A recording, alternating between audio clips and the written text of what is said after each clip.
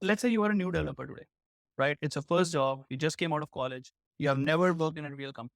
So what things would you focus on as a new developer? Let's say you join a company. What kind of questions do a new developer ask? Well, being a fresher or a green developer, I'll have questions about everything, pretty Yeah, much everything, true. like what code repositories I would want to use, right? And I mean, how do I connect my repository to GitHub? Like what kind of commits? And, like I would have questions about everything because Like we don't, what are the kind of rules or strategies you follow y- for pull well, requests? exactly. So how do Right? we like merge, handle merge conflicts? How do we push our code to the repository? And let's say now you're given a task. Mhm. I think the question that a new developer would ask after getting this first task and getting the initial setup done is, what do I need to do? Where do I need to make the change? What framework are we using? And how is it connected? Where's the DB? What's the database? Is it Mongo or SQL? You'll need access to the databases. You'll need to understand how the whole software development life cycle works, right? The whole Right. SDLC that the company follows. Mhm. So you'll have questions about pretty much everything when True. you're a new developer. Absolutely. And I think you should have questions. If you don't have questions, that's a bigger red flag. Yeah, Now, for sure. now a lot of time people ask us, what's the difference between a beginner and an advanced or a senior developer?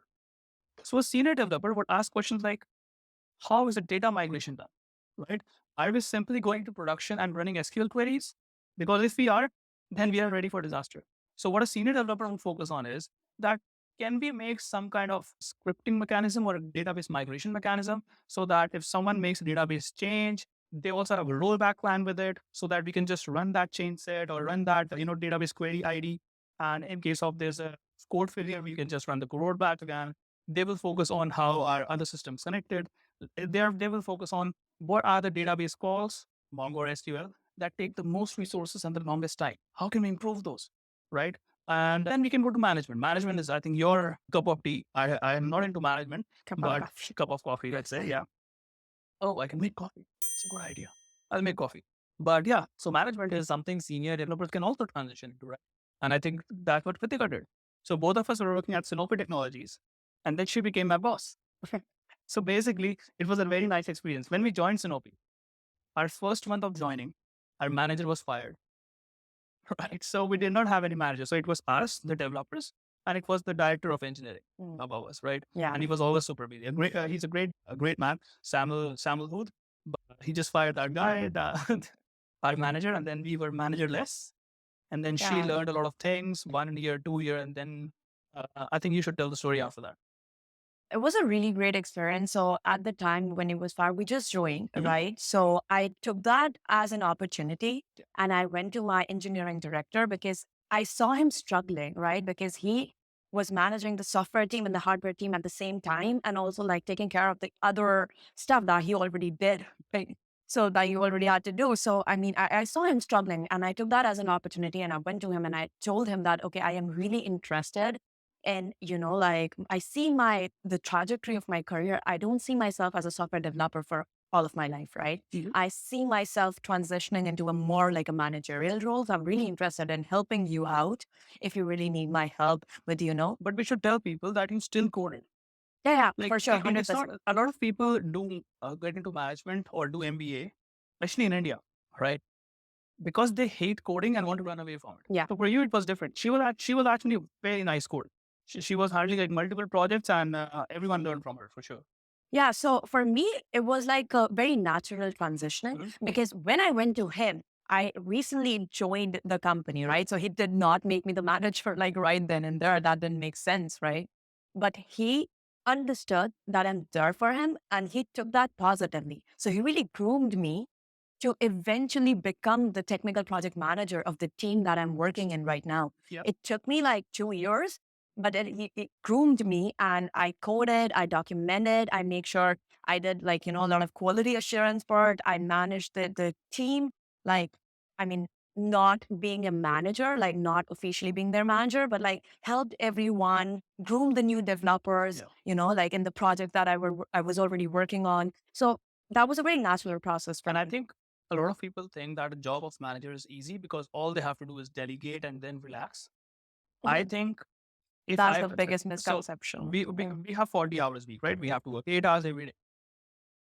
if you're able to do your work quickly, you can just watch TV, especially if you are working from home, right? And in some companies, this used to happen. So when I was at Sinopi, some days it used to happen that my work is done in 4 or 5 hours, and then for 3 hours, I'm just chilling around watching TV.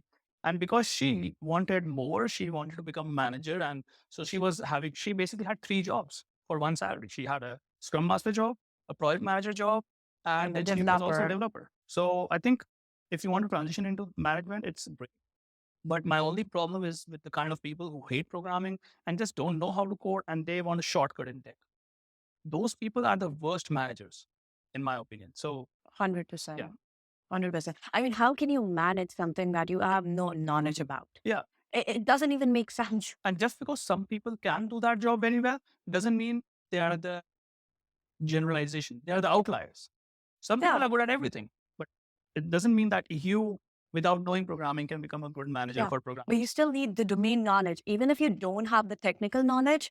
And there's a big difference between the two. There's domain knowledge and there's technical knowledge. Yeah. You can be a manager in, like a software company with the domain knowledge that you have, but not necessarily a technical project manager, True. right? Not necessarily leading the tech team. No. Yeah. Right. But you can still be a manager with the right domain knowledge. Mhm. So, yeah.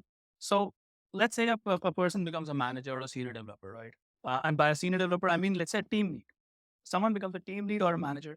Now, Jessica Kerr has also said senior developers or managers who manage new developers should not even touch the code, no matter how big the problem is, no matter how urgent the code needs to be changed. They should not even touch the code, and every change that is made should be made by newbies. The good way is to build everyone else up too and 10x your team. But does Purple have that incentive? 'Cause what needs to happen here, the solution to this problem, is for Purple to take their hands off the keyboard. Do not make any change to that system directly. The only way to make change to that system is through the hand of blue or green or both. Right. It's very hard to At implement Sanofi, this they at make a it happen. startup. No. I think it is hard if the company culture is not good. At Sanofi, this was Sure. a big problem. We had a great team lead. He knew everything, but he could not let go of the code. And because of that, no new developer got control or got independence to actually work on something. Mhm. So, Yeah. what do you think about It's it's a culture problem. I definitely agree with you. It's a culture problem. Sometimes we have like some senior developers really have an an issue with relinquishing control, Yeah. right? They're not able to give up because your code, your repository is like your baby. You built it from scratch and now you're too possessive about it, which is not the right way to go. Yeah. If you want your team to learn from you, if you really want to be a manager in the sense that you're able to focus more on your stakeholders, on the requirements, like on the like on managing the project, you cannot code everything yourself. You have to let go of things. You have to groom your junior developers to be able to, contribute. And to build trust, we have two things. One, you just need to be a human being that can trust the new people who come in. So that's one is psychological, but the other part is technical. And we are programmers. So let's talk about the technical part. The technical part is if you have enough unit tests, integration tests, Right. end-to-end tests, there's so stress tests. There's so many kind of testing that can be Right. done. Right. And if a company doesn't have any testing, and at Shinobi, we didn't have testing, that was a big problem, right? Like, I loved the company. I learned so much there. And because of that job, you're able to buy a car, buy a house. So we owe big time. But we also learned what should not be done. We also learned that if you don't have tests, it becomes difficult to let go of the control because if new developer makes changes, you have no idea if this is going to fail something or not. And how bad is the failure going to be? Yeah. And it's only going to be a nightmare for the senior developers because the juniors can just make a mistake and just say, oh, I didn't know about that. Yeah, But who's junior the will one? yeah, junior will be like, oh, how to check the logs? I don't know. I don't know. I can't do anything about that and just apologize and be done with it. But then who's going to handle the nightmare? Yeah. The senior developer. And that's one very big reason that they're not able to let go of, they're not able to transfer the responsibilities to the junior developers. Yeah. So you're right. You're absolutely right. I mean, there's way to handle that, Yeah. which is testing. Like testing your application and having like right CI/CD tools that you're able to Absolutely. deploy your changes, Yeah, you know, the code should correctly. not even deploy if the test fail. That's number one, right? So a junior developer would learn so much more. They would make a change, the code would fail. Okay, Right. now why did it fail? Why did the test fail? Let's learn more. Let's add debuggers. Let's check the code. It will just be a nice natural learning experience. And then the senior developer is still there. It's not like a team lead will not do anything. The team lead now has to look at their merge requests and see what can be improved, right? Is this the proper structure? Is this the proper variable naming? Is that API call actually necessary? Or can we go to the cache? Like there's so many things a senior developer or a tech lead or a technical manager can look into and help still make the code better. Yep. And then build the future generation of leaders, right? So Yeah. very important. 100%. And she also, this is also true. If senior developers keep doing the work, juniors will never learn and are called stupid later on. That is true. That is true. How your teammates, how your juniors evolve is a great reflection of how good of a leader you are. True. Right. So that makes complete sense. Like Absolutely. if you're not letting them do anything, how would they even learn? Yeah. Right. So on paper, you have 5 years of work experience, but what did you learn? Nothing, because you did not do like anything yourself, right? But even if you did stuff yourself, it was pretty basic stuff.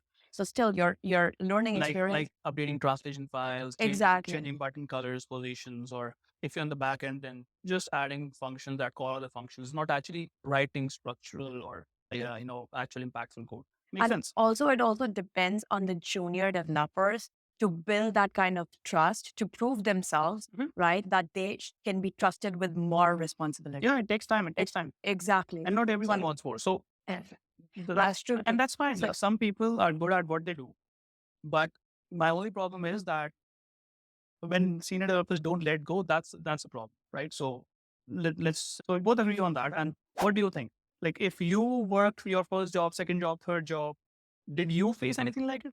Right now, we're asking you. No, I'm not asking her. I'm asking you. Right? Did you face any of that? That senior developer was just not able to let go. You were under pressure, but you did not have all the access you needed. And share your stories in the comments. yeah. And if you have some interesting stories, hit us up. Maybe we'll invite you to the podcast someday. Let me know. Do you want coffee?